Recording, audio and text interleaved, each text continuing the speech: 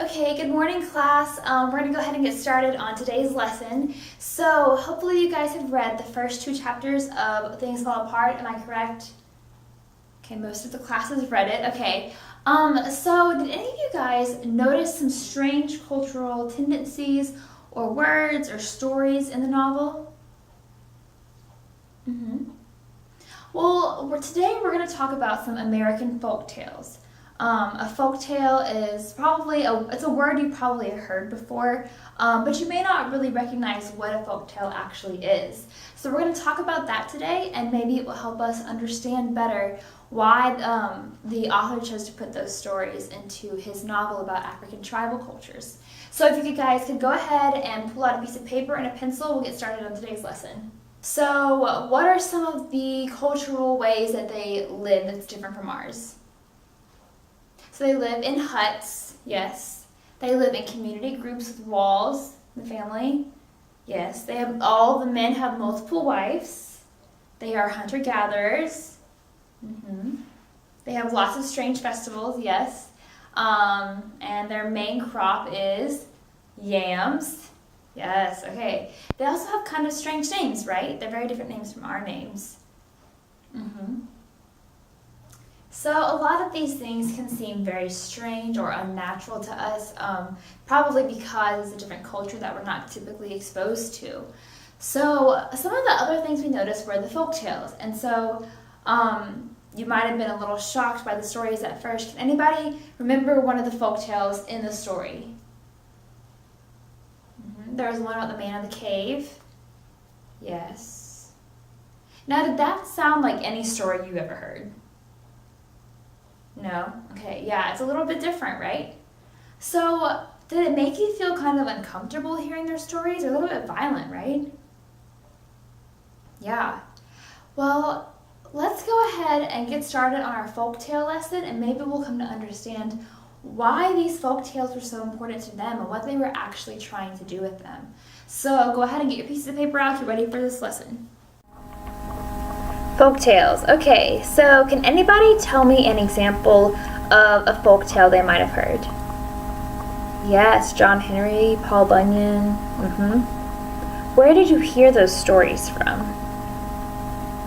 Okay, so from your grandparents, maybe from a book you read as a child, maybe in an elementary school classroom. Yes, so most of these folk tales have been told to you. You may have even heard songs about folk tale heroes. So there's a song about John Henry, there's all kinds of Davy Crockett, all kinds of songs about different folktale heroes. So what exactly is a folktale?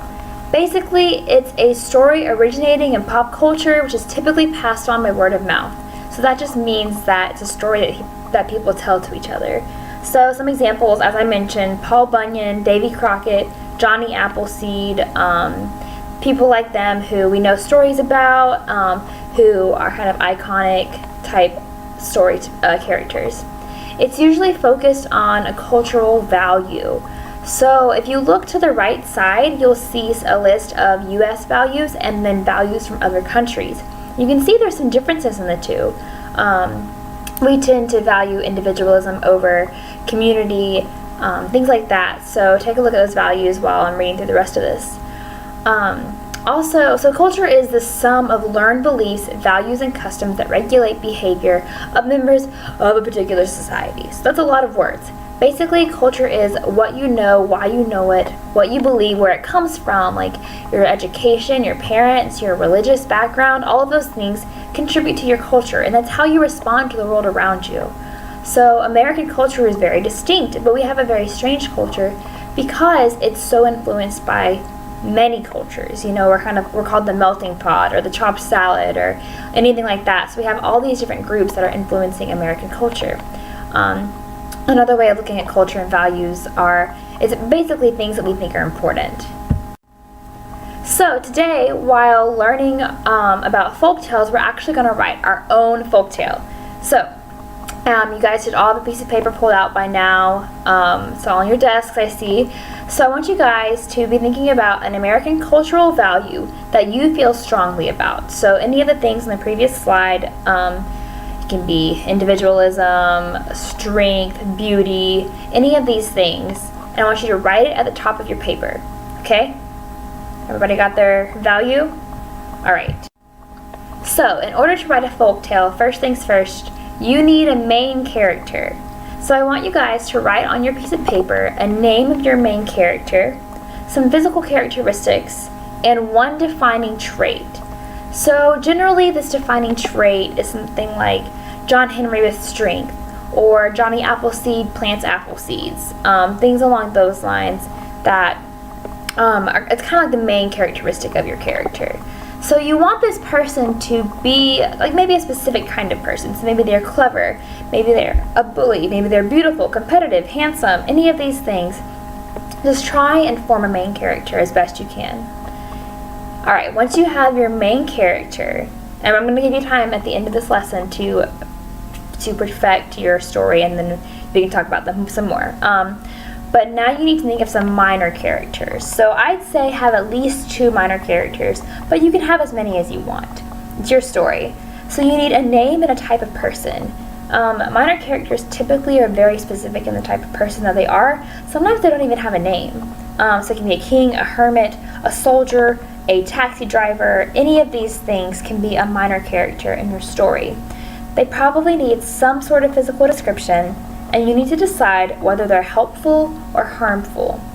And remember, as in all stories, you're going to need some kind of conflict. So that conflict could be with a person that's a minor character. Alright, once you have your minor characters, you're going to need a setting. So since this is an American folktale, it has to be in America. So what are some places in America you can think of that would be a great setting for a folktale? The Grand Canyon, the Redwood Forest, the Appalachian Mountains, any of those places. You can also pick cities or beaches or places in your hometown. Any of those things can be settings for folktales. So go ahead and pick your setting and your main characters and your minor character. And remember, we will have time at the end of this lesson to work more on the story.